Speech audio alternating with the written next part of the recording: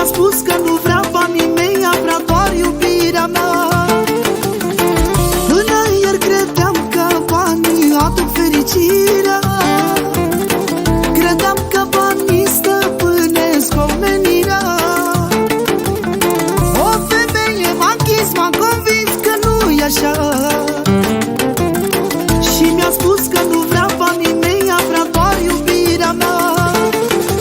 La femei nu se dau bani, se dă iubire, că banii se cheltuiesc, dar iubirea rămâne.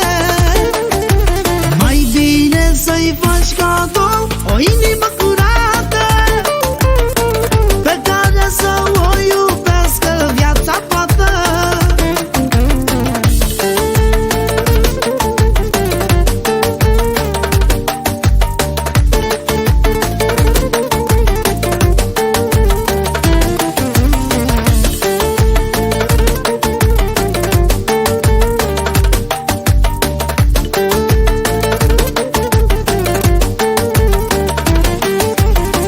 Dragostea noastră